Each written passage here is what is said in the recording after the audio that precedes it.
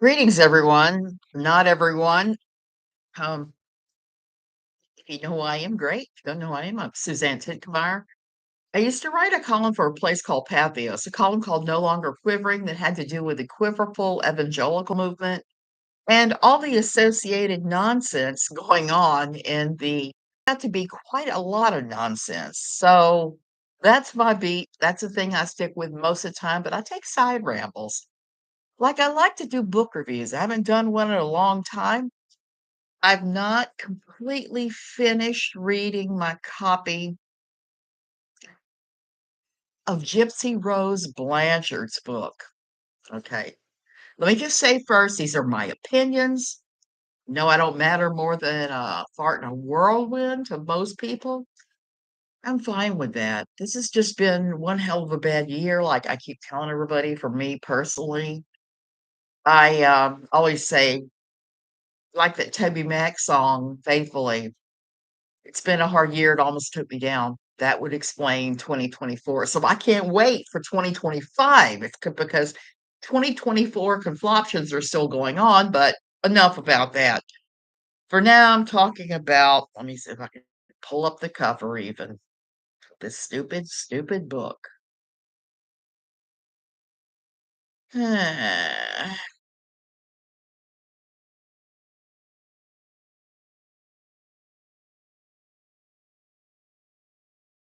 Bear with me. I haven't done this in a while, so I'm not exactly on my best game right now, and I'll explain a little bit about that when I'm done with the book. Okay, so I'm about halfway through the book. If you've been living under a rock for the last, I don't know how many years, let me explain to you who Gypsy Rose Blanchard is. She is a gal from Louisiana who unalived her mother, okay, in a most gruesome way. Well, she didn't personally unalive her. She set the plan in motion and convinced her boyfriend, Nick Godejohn, to do it. She served a mere less than 10 years for her crimes, for her participation. Whereas I still believe that as the person who was the brains of the operation, such that they were, um, she should have served longer than Nicholas, even though Nicholas was the one that did the actual unaliving. I'm not going to go over the crime or any of that. The other thing that's notable about Gypsy Rose is she claims, and others claim, that her mother had Munchausen's syndrome by proxy. Now, what is Munchausen's? It's based on the tales of Baron Munchausen, who was some fantastical feature figure in German literature back in the 1800s who told these crazy tales. So people who have Munchausen's, they tend to invent stuff. Munchausen's by proxy is they tend to invent things about somebody else, mostly to do with their child having an ailment that they don't have, or ailments with an S. Gypsy Rose's mother, sure enough, seems like she was guilty of that. It seems like she went from food stamps to public assistance to public housing and back again, and to Make a Wish and all these different foundations to get all this help for Gypsy. Some of Gypsy's um, some of Gypsy's diagnoses were pretty awful. Okay, and untrue. It seems like some of them may have been true. Now she did have microdeletion. It's a genetic syndrome. So that part was true. And she may have originally had some kinds of issues going on. But what's interesting about Gypsy Rose's book is that she has mentioned that so far. I'm on the part, just beyond the part where she's talking about all the fakery that her mother did and all the crap with her family in Louisiana, the Blanchards and the Petries. And I'm going to pronounce it Louisiana style Petrie instead of Petrie, like I've seen others do.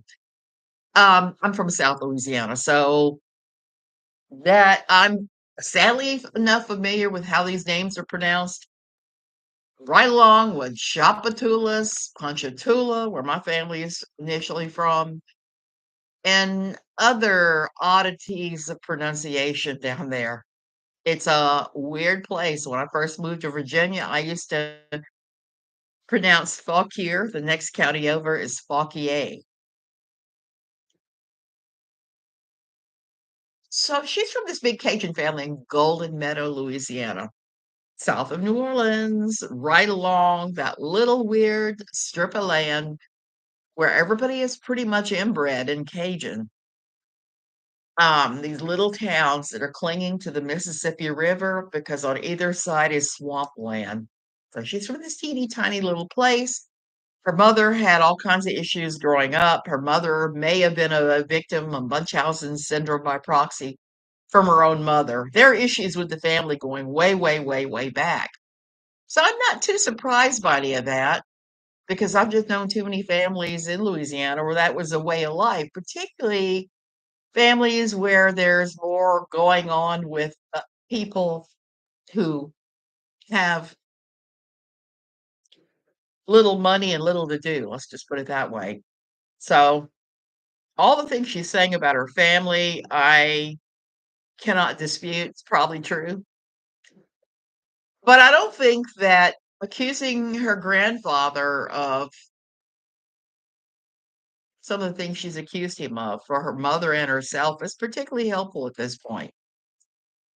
She could have just said sexual abuse from family members, and that would have covered it all. But she chose to go there with it.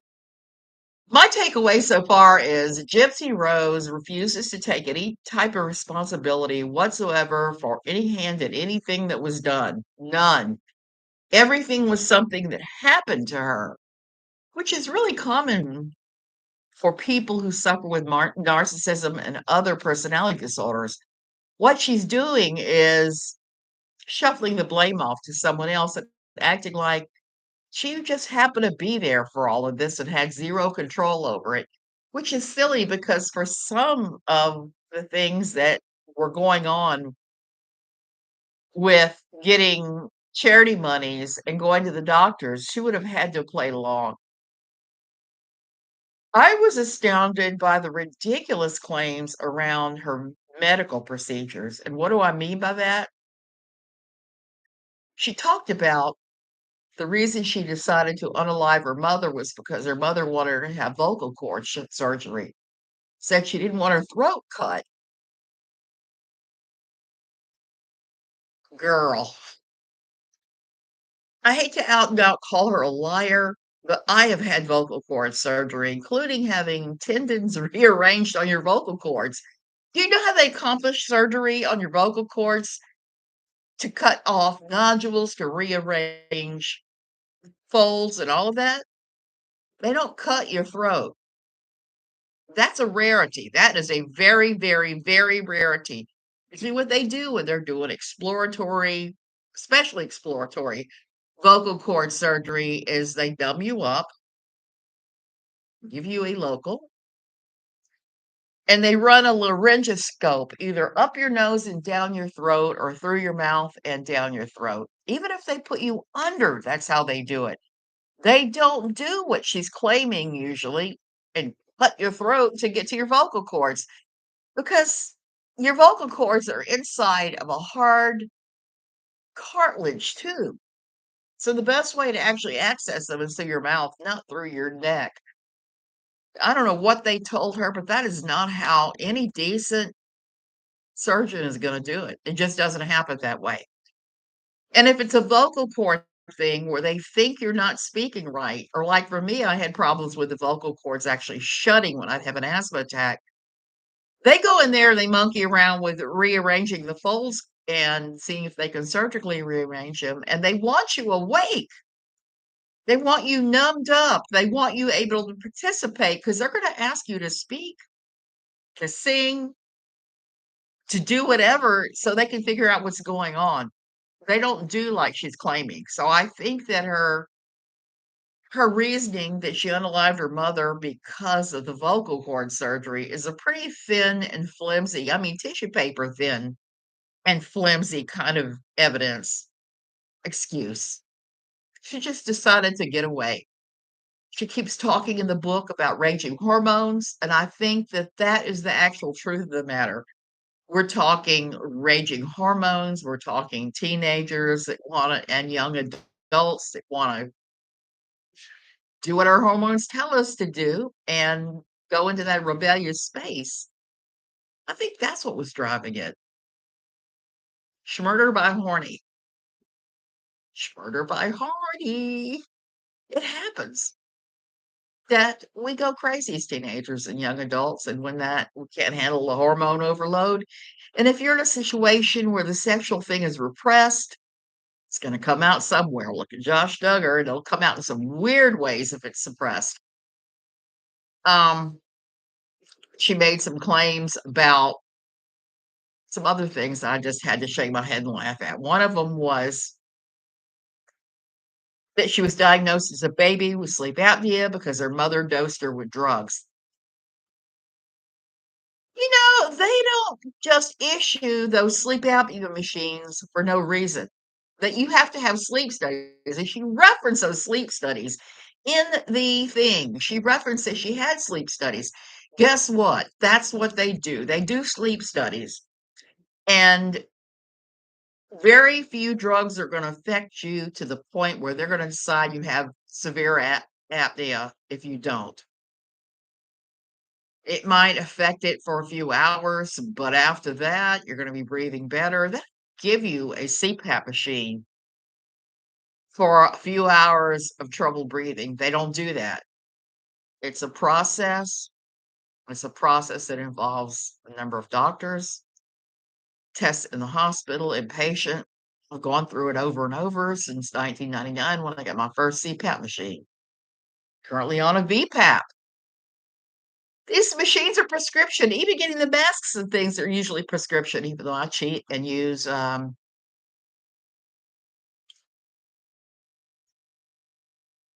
yeah, was raised to be unbalanced. Tolo, that is absolutely right. Poor old, Dee Dee, her unbalanced self, likely because of child abuse in her childhood. Oh, Gray, Oregon. We're finally getting sunshine here in Costa Rica, even though we are having a little bit of rain occasionally. We're not fully into dry season yet, but we had rain so bad it flooded everywhere. So there you go. We all get it. We all get our rain. So back to Gypsy. So her claims about the CPAP machine and how it was strangling her and choking her every night were utterly ridiculous.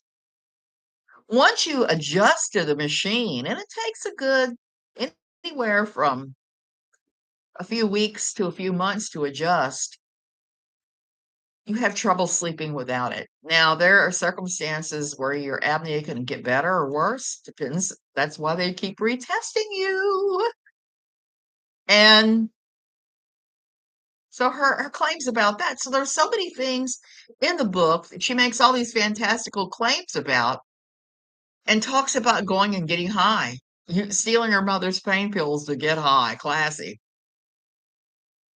So far, all I'm reading is a woman that cannot take responsibility, personal responsibility for a thing she's done, who wants a get out of jail free card to be with her family in Louisiana. I am just waiting for the next tell-all book about the Blanchard family because you know that's coming. This is a woman that cannot take care of herself like a normal adult because she's never been a normal adult. She has little chance at normality until she gets some type of interventions. My understanding is that she's refused any kind of psychiatric or even psychological counseling at all. Not in jail, not out of jail. And I am not a bit surprised because she doesn't think she's done anything wrong. She thinks that everything is copacetic, and that's not true. She's done quite a bit wrong. Um, and the last little thing I want to talk about as far as Gypsy Rose, she was claiming how CPS never did anything. I'm going to have to defend CPS here, okay? It's an organization I've had a lot to do with, and quite frankly, um, it's an overrun organization. It's kind of like trying to bail out a rowboat with a teacup. So a CPS is not looking to snatch up kids. What they're looking to do is go into family when there's been a credible complaint, examine what's going on as best they can in a limited way, and move on. If there's genuine abuse, they don't even always snatch up your child. Foster homes are overrun. They don't have places to put kids. Foster facilities overrun. It's that rowboat floundering in the sea with just a teacup to bail it out is just needs to be so completely redone. So expecting an organization to show up one time and determine that your mother, who's a skilled liar, is abusing you is painting the organization.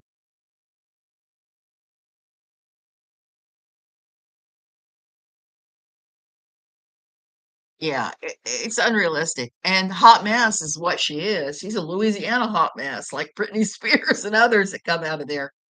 I never felt growing up in Louisiana, I always felt like a changeling. I never felt like I fit in there. Never, never, never, never. I was always a bookworm. I was one of those kids that the other kids tortured for being a teacher's pet. Um, I hated my school experience. I hated being in high school.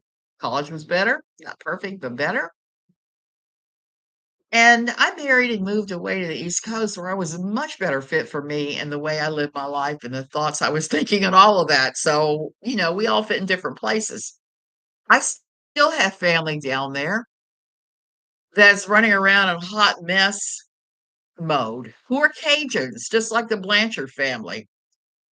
And for all I know, I could be related to her. That's what's so stupid about Louisiana and all the Cajun families that are marrying. My family was more, they were from New Orleans, a large part of them was across the Lake Pontchartrain, Bayou Manchac area, that sort of place. So, a lot of intermarriage going on, Landrys, LeBlancs, Blanchards, so many families down there. And Cajun culture is an odd thing. And I say that as somebody who lived there till I was 27 years old. It's an odd thing. It's an anomaly. It has more in common with Europe, I think, than the United States. When I moved to Europe shortly after I got married, I had a much easier transition to Europe than I had from Europe to Washington, D.C. It was a whole different thing. Europe felt familiar with the rules and things that I knew about growing up and social contracts and all of that. It just felt natural. It was not a hard transition. So even though I didn't really fit in Louisiana, I didn't really fit in standard USA either. So there you go. So there are people in Cajun culture especially that spend all of their years enmeshed in family drama. You guys have heard me complain about my copious aunts and uncles and how they're always trying to drag me back into family drama, and I'm kinda like, "Nope. I'm here in Costa Rica, a long way from you guys for a reason, for reasons." And I'm glad I have been that way because it has really been the best thing for me to have removed from all of them most of my life, and I'm glad. I love them, but I love them from a distance. I cannot participate in that nonsense. If I was one of Gypsy Rose's family members, I would be saying a lot of stuff from a distance saying, "This needs to happen, this needs to happen, this needs to happen, this needs to happen," instead of the things that have happened. And the fact that she has been continually enabled by her family and the people in her life. She has a ton of people, men, who've enabled her. And if they stop enabling her, she obviously just kind of tosses them aside. So, for what I'm seeing, it looks like Gypsy Rose, like people I've known, like people in my own family, only have use for you if they have actual use for you. If you reflect to them the inner picture they have of themselves, then it's all golden. But the minute you give them any slight, maybe not even pushback, but disregard, maybe not paying the amount of attention to them that they think that you should, you're gone. I mean, that's how I'm seeing it from here. She's still very young, in her 30s, and not a typical 30-year-old woman. She's probably emotionally stunted to childhood still, I would say, in a lot of ways. Child with a woman's body. And that's a scary thing. And the scary thing is this hot mess of a girl is reproducing. And I hear people online screaming, CPS will get involved and snatch a child. No, they won't. They won't do anything until the reports that the child has been neglected, harmed, various other things.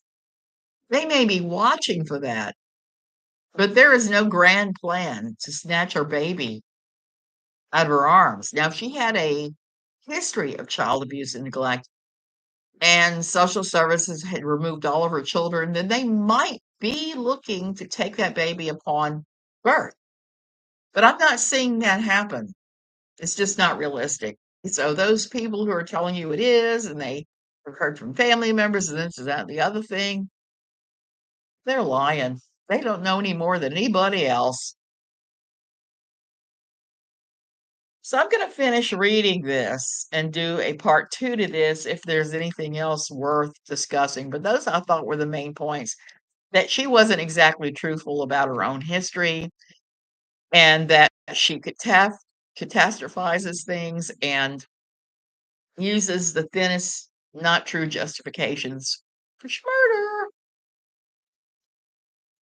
Take some responsibility for your own actions. Stand up and admit them. Most people who are adults will do that. I mean, we all screw up. We all do stupid stuff. God knows I have done a pile of stupid things in my life. And I'm still probably doing them. I've been dealing with the last 6 weeks, 6, 8 weeks with a MRSA infection under my arm that will not leave. That's why I'm sitting here in my nightgown. I'm not even getting dressed many days. And I have family members here, and I'm walking around in my nightgown all day because I can't wear a bra. I can't wear anything that fits tightly under the arm. It's miserable. And on Monday, I had the worst fall I've ever had as somebody who is disabled and has no balance. I fell down at the beach. On the pathway coming up from the beach, I hit my head. I twisted my ankle. It was ugly. And what was even uglier was that Americans trotting up and down that trail to the beach, tourists stepped over me. You know who helped me? A very kind set of African American ladies and Ticos. They helped me. And one American man about my own age showed up. And they could not have been sweeter. They were so helpful to me and helped me get up the trail, helped me get to the car, made sure I had water to drink. I'm always touched by people's kindnesses here. They're small kindnesses when I flub up because I flub up. And this was a flub up. I should have known better. The floods we've had for the last, I don't know how long now, rearranged the beach paths. And coming down the path I usually go down, that's perfectly flat. It was no longer perfectly flat. I had to climb up over a pillock of sand. I didn't want to come back that way because it was rough going out. So I went the other way and it was much rougher and it was a bad mistake. I should have just walked down to the exit at Las Palmas and exited there. It wouldn't have killed me. walk a little further, and have a safe exit, but I didn't do it, I was stupid. And see, I can admit when I'm stupid. Yes, I caused my own adventure and got to see gringo entitlement at its finest and the kindness of Ticos. It just breaks my heart. So it's leaving me thinking about, particularly with this Gypsy Rose thing, since I have a lot of time laying around, I've twisted my foot, my ankles, all messed up now, hanging around reading. Does humiliation bring us humility, or does it bring us to a place of bitter revenge? I'm not really sure. I'm thinking about that a lot, where humility actually comes from, and being humbled every now and then isn't a bad thing. I haven't fallen in so long that I'd gotten overconfident with my abilities, which is always a bad idea. Always, always, always. And I hate being this disabled. The last 3 years have just been a show, as you well know, of falling down, standing up, no balance. And I'm not used to that. I am used to being the kind of strong, independent woman that does stuff for herself, depends on very few people, and is just not dependent. Well, guess what? I've reached a point in my life where I have need to be dependent on others. Thank God my son was there, because he actually helped me a lot too. He's been wonderful. He's been visiting me for the last week. It's been a great visit. Although I don't know what he thinks about me falling. He probably told my daughter, who is rather overprotective sometimes. And I never want to alarm her about my own self ever, because I am not a Gypsy Rose Blanchard. I downplay stuff like that most of the time from what it actually is. And I have tried to downplay this one to my own detriment. So I don't know what the way forward in my channel is gonna look like either. I probably still will do some book reviews. I don't know how much more talking about religion I can do. I'm kinda burned out right now. I don't wanna be drug into the dramas. I don't wanna be any part of the Poor Son or lupine drama that's going on. I don't wanna be part of the whole Katie Joy drama anymore. I don't wanna be part of the dramas.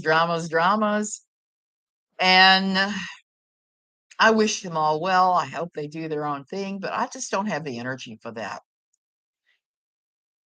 So I'm not going to be doing anything like that here. And people can say what they want about me. At the end of the day, I know who I am. And the opinions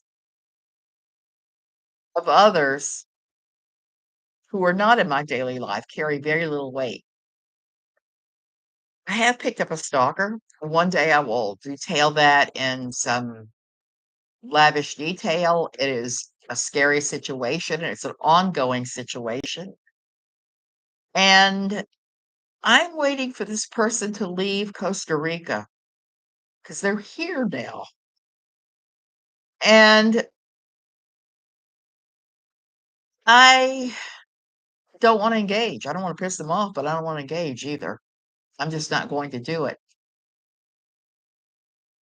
I will be sitting back reading. And if you want a great read and you like detective stories, there's a guy that writes that's on Amazon, and you can pick up a lot of his books on Amazon Prime, Amazon Unlimited.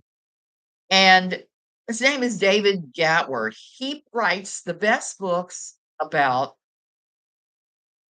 police work in Great Britain, particularly in the Yorkshire area. A detective by the name of Grimm.